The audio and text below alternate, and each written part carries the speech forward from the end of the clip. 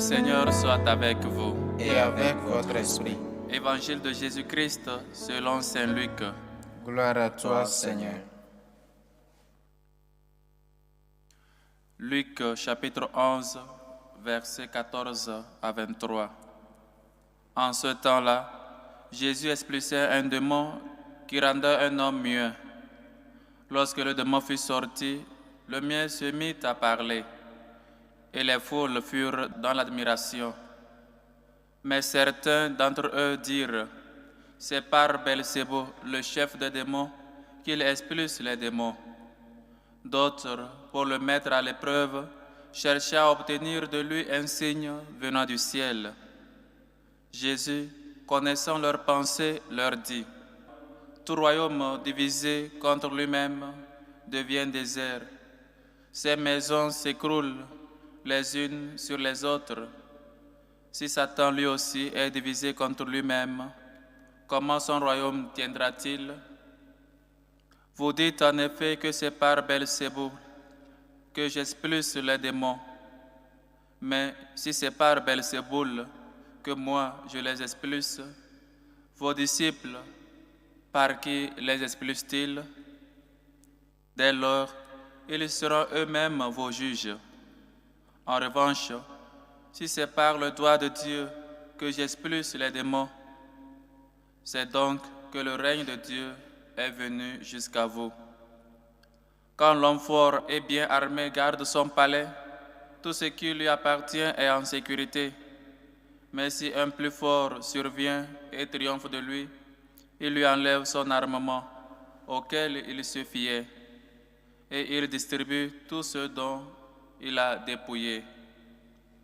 Celui qui n'est pas avec moi est contre moi.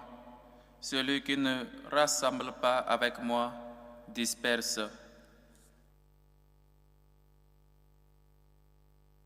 Acclamons la parole de Dieu. Louange à toi, Seigneur Jésus.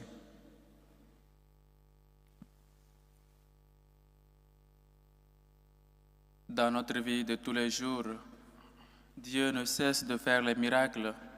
Dieu ne cesse de nous parler, de nous dire ce qu'on doit faire à travers nos consciences, à travers peut-être quelques signes. Mais nous demeurons toujours aveugles aux signes de Dieu. Mais nous sommes toujours indifférents quand notre Père nous appelle à un changement.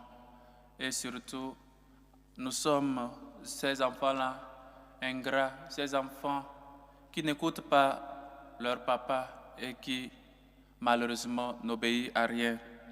Pendant que Dieu fait un miracle dans notre vie, pendant qu'il faisait un miracle dans la vie de Sourmieux, d'autres disaient, et ils étaient dans l'admiration, voilà, il fait les choses parce que Dieu est proche de nous. Mais d'autres disent, non, ils veulent encore un signe, ou ils disent encore, c'est peut-être le mérite, ou peut-être la grâce du hasard, ou quoi que ce soit. Voilà ce que nous faisons avec la grâce de Dieu.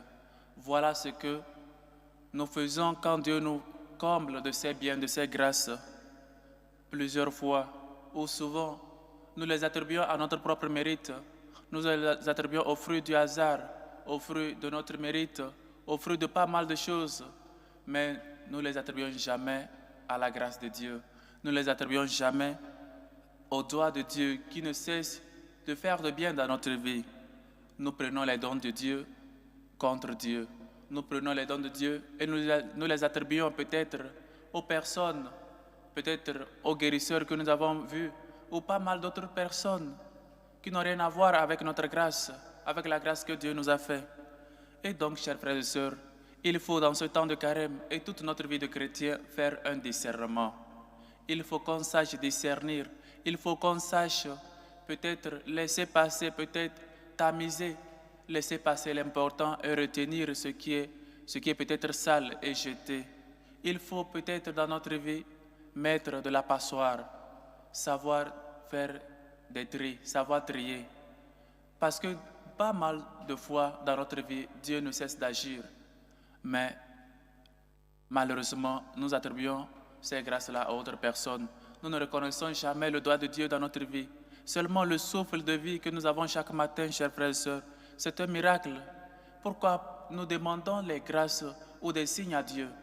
Fais-moi la grâce de ceci et je vais croire en toi. Fais-moi la grâce. Fais que mon fils réussisse à la fin de l'année et donc je vais maintenant croire à toi.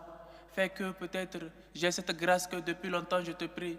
Fais que j'ai un travail et alors je vais croire en toi. Ce n'est plus des prières, ce sont des menaces. Et Dieu n'est pas notre servant. Dieu n'est pas notre esclave. Dieu ne doit pas être, je ne sais pas quoi, comme quelqu'un, quand on a besoin de lui, on va lui demander, on va l'exiger. Mais on n'a plus besoin de lui, c'est fini, on s'éclipse, on va loin. Quand on est bien, quand on vit confortablement, on ne se rappelle pas de Dieu. Mais quand quelque chose nous fait mal, peut-être face à la maladie d'un cher, face à la disparition, à la mort d'un cher, et là on revient vers Dieu.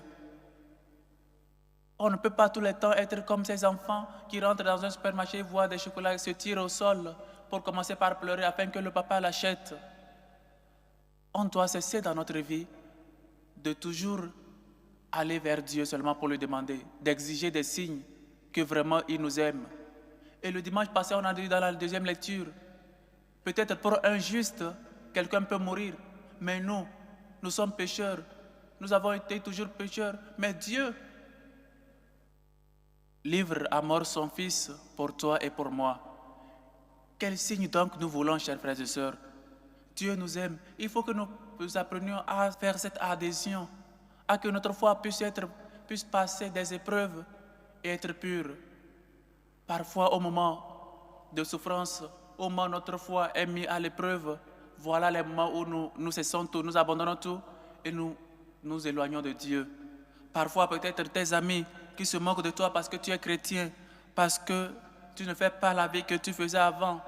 Et c'est là-bas que tu cesses d'aller à l'église, tu cesses de participer au groupe de prière et tu t'en vas. Parce que les autres se moquent de toi. Parce qu'au travail, tu es chrétien, on se moque de toi. Et donc, tu ne peux plus résister, tu abandonnes. Vraiment, chers frères et sœurs, nous avons connu le Christ. Voilà Dieu qui fait un miracle. Et les gens disent, c'est au chef des démons. C'est par le doigt. Nous, chrétiens, parfois, on croit plus à la puissance du mal qu'à la puissance de Dieu. On croit plus aux signes, peut-être le démon a fait quoi, le malin a fait quoi. Mais on ne regarde pas ce que Dieu fait dans notre vie. Ou peut-être nous croyons que le malin est plus puissant que notre Dieu. Nous pensons que les problèmes que nous avons, par lesquels nous passons, ont les derniers mots dans notre vie. C'est Dieu lui seul en qui nous devons confier, en qui nous devons mettre notre confiance, et c'est lui qui peut nous guérir. Celui qui n'est pas avec moi est contre moi. Il faut qu'on soit avec le Christ, chers frères et sœurs, que ce soit dans les bons moments, que ce soit dans les moments les plus difficiles. Que Dieu aussi est avec nous, dans les bons ou dans les mauvais moments. Et il est toujours fidèle, même si parfois notre infidélité nous pousse à l'abandonner. On n'est pas ferme dans notre foi, surtout quand viennent les tempêtes, quand viennent les problèmes, les maladies, les manques de quoi dans le couple, pas mal de choses dans le travail, au service, dans les ateliers. On abandonne le Christ. Parce que je n'ai pas réussi à mon examen de fin d'année, j'abandonne le Christ.